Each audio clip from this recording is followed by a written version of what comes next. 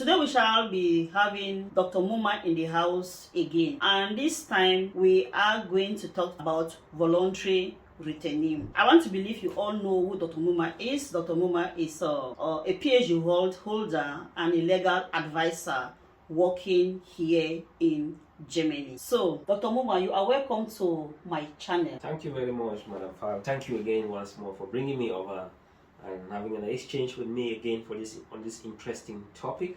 I'm Eric Muma, a legal advisor on migration and integration, specialized in migration law, international human rights, and public international law. Thank you so much for coming. Hey gracious, welcome back to my YouTube channel, Friends of Migrants and Refugees. I am Ado, a social and immigration worker based in Germany. On this channel, we talk about issues related to migration, migrant stories, migrant experiences, gender-based violence, and any other trending issues that could be of help to you. Please, if you are visiting this channel for your very first time, thank you so much for stopping by, and thanks to all my returning subscribers. Today we shall be talking about voluntary returning or voluntary return. If you are interested to hear more, please stay tuned. We shall be right back. Do not forget to hit at the notification button so that you will be informed whenever a new video is uploaded. Thank you and stay tuned. Today we are going to talk about voluntary returnee. Can you tell our audience who voluntary returnees are? Yeah, voluntary return. It sounds very interesting, but at the same time, people don't want to hear the word voluntary return. Voluntary return means you find yourself in a country where you intended to travel to and reside, maybe for economic, for other issues, for political issues, and at a certain point you decide you no longer want to live or stay in that country, and you return back to your country. That's what we refer to as voluntary return, and it often refers to people who are in another country and expressing their interest to return to their countries of origin or nationality. That is the full meaning, the meaning of voluntary return. And permit me say, the word voluntary return often comes in, especially in the area of asylum issues and so on, especially when people have actually asked for asylum in a country and they don't have the positive perspective to stay in that country. And then the issue of voluntary return comes in before the issue of deportation. So it's one of the, I would say, it's one of the best wording or the best thing that can ever happen to an asylum seeker in a country where that person has seek for asylum and he was not given a positive response because he didn't have positive grounds as stated in the Article 16 of the German Constitution and as stated in the asylum law as per the UN Convention, as well as other refugees regulations. So you know, the word refugee means someone who has left his or her own country for reasons of for political reasons and for fear of persecution. And the question is, or the issue is that most of them people who come to, for instance, to Germany and they seek for asylum, the reasons they often give during the asylum process doesn't fall within this context of persecution. And it is not only about political persecution, there are other issues that surround the reason that can be given that are justifiable under the grounds of asylum, but they don't give such reasons, and at the end the asylum applications are often being rejected, and they are now, the room is open for them to return voluntarily to their countries of origin as an alternative for deportation.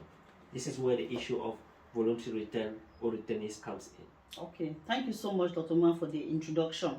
Are there any support for those willing to go back voluntarily? And if yes, where can they get this support? Oh yeah, there are a lot of opportunities. I want to tell the audience, and I want to emphasize on this, that people who have actually sought asylum for this country, because there are people who are on the ground here for more than 5 years, for more than 10 years, for more than 15 years, they don't have documents. And they have family members back home in the various countries, or in Africa or other countries, where they are thinking that maybe their son or their daughter is no longer living, just because the person is quiet because he doesn't have a resident permit or he was not granted asylum, and he had that fear in that country of expressing himself to the family members and so on, and saying that I don't have any positive perspective, I will have to return to my countries of origin, or they don't want to return to their countries of origin. They decide to stay, in Germany or in other countries because of difficulties, because they don't have the opportunity. But I want to tell them that when you seek for asylum in Germany and your asylum process has been rejected, some have the opportunities to appeal their decisions. And when you appeal and your asylum appeal has been rejected, you go in for 1 week and you have actually integrated within the process of that asylum, which we spoke about integration last time in our last sitting. If you have not integrated effectively, then you have no prospect to stay. Then we open the floor for you to talk about voluntary return. And voluntary return means when you return to your countries, you can be able to reintegrate there and come back to Germany whenever you want. So, what opportunities are there? Opportunities available? Yes, there are a lot of opportunities. We give financial support for small businesses when people go back to their countries of origin. We pay your flight from here, from point of departure, and right up to the point of arrival in Germany. Some people who are very, very smart can also bring up a business plan while still in Germany, preparing for their return to their countries of origin, and the institutions that are responsible for granting financial support can be able to give them this financial support in order to meet up to the business plan when they go back to their country. We have the GAP program, we have the IOM program that works within this context, which provides financial support. We have the IRIN program also in Germany that gives financial support to people who want to return to their countries. And it does not only happen in a case of return to your countries, it also happens in cases of Dublin. Dublin refers to a situation where somebody has asked for asylum in another EU country and come back to Germany, for instance, and seek for asylum again in Germany, and Germany has to ask that country to find out whether that person can be returned back. If the country accepts that you are Dublin, and therefore you have to be returned or repatriated to that country of origin, and you have to say, okay, I want to return voluntarily, and there is also a support for that. They pay a flight for you to return to that country, and maybe you face financial difficulty, they can also support you to go back to the country. Yeah. Thank you so much, Dr. Muma. You know, when I always like to share my experience, when I was an asylum seeker, there was a time we all in our camp were bundled in the bus, police bus, from Blackenburg in Oldenburg. By then I was in Norton where my asylum was. We received a letter that we need to go back to our country voluntarily. We are talking about voluntary return. So we have to go back to our country voluntarily. So, you know, that's how we're panicking. All of us that day were gathered in the asylum camp in Blackenburg. 5 a.m. around 4 a.m. we were packed in the police bus, and it drove us to Bonn, where the Cameroon embassy was at that time. I think the Cameroon embassy was in Berlin, but it was in Berlin because it came here when they were not there. It was in Berlin. So they came to Cologne to make the interview. So just only listening to you speak, they determine at once that you are from Cameroon. You understand? So we went there, and later on a letter was sent to the foreigners office. I think 2 days after I had a call. You should come and tell us when you'll be traveling back to Cameroon, because we already have a passé for you. They have already told us you are from Cameroon and blah blah blah and stuff like that. So one of the ladies with whom we were together, a lady that we were in the same time together in Norton, went and said, okay, she's ready to go. They gave her 1,000 euros and some few things, and that for her baby and things like that. Then I told her, I'm not going. Before then, my case had not been called to court. And then my lawyer had to also to interject that no, my client is not going anyway because her asylum is still running. And to be very honest with you, my asylum took so long.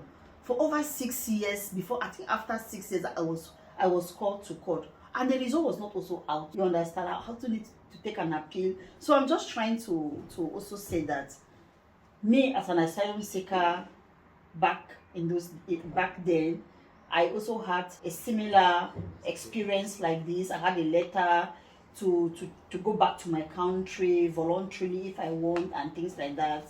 So that is exactly what is happening in Germany, and it is still happening today. Yeah, and you really made mention of something about asylum process moving. It's very pertinent, and one of the law is there, and the law states very clear. You are not to be deported when your asylum process is still ongoing. Yeah.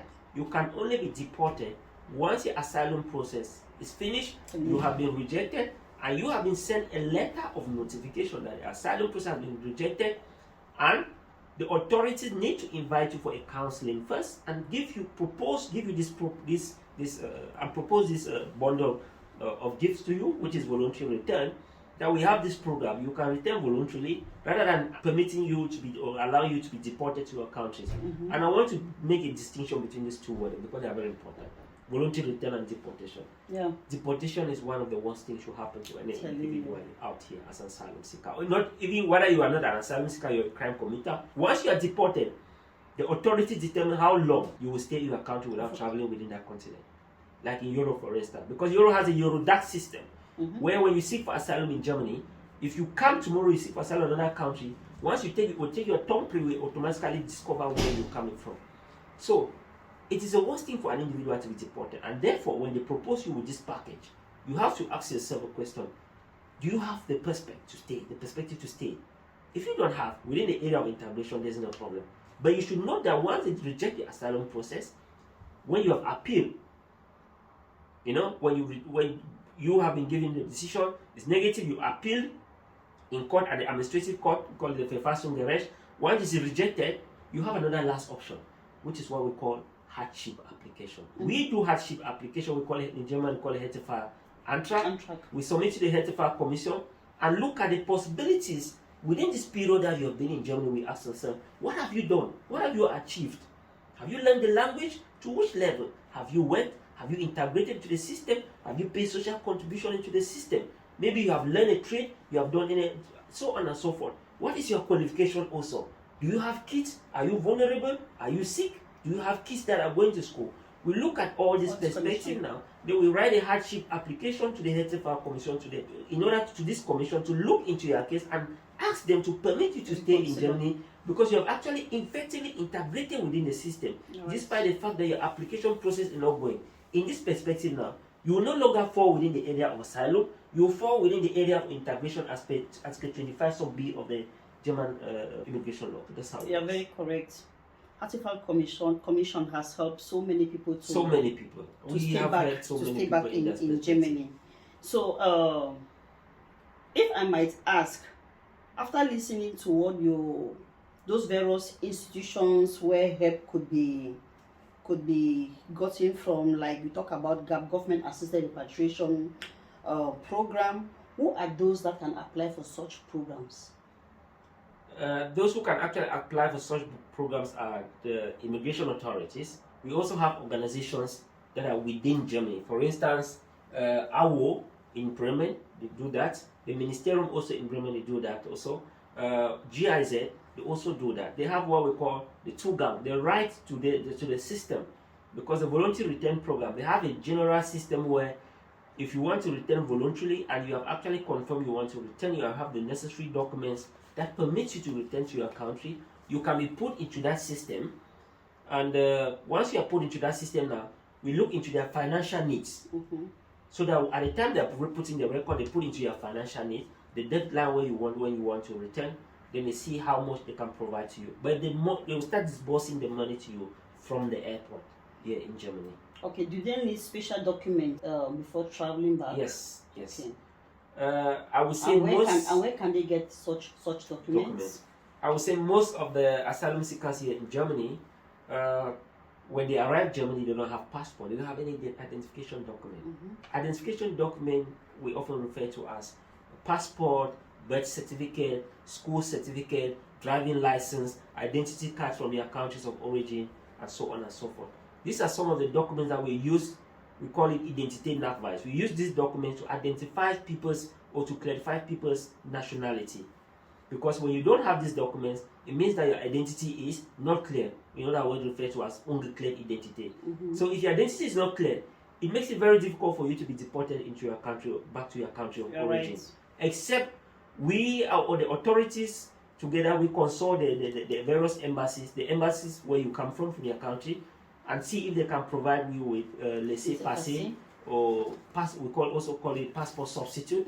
Once we lay hands on this passport substitute, then it's easier for those who want to return to their countries of origin to return even without passport. Exactly. So you don't even need a passport to go back to your country. You need just a laissez-passer. Yeah, it's true because as I said, when I was taken to Cologne to be repatriated, they couldn't repatriate me because they had no proof that I was coming from Cameroon. Yeah. But just speaking with me and listening to me talk, my accent made them to understand that I am a Cameroonian.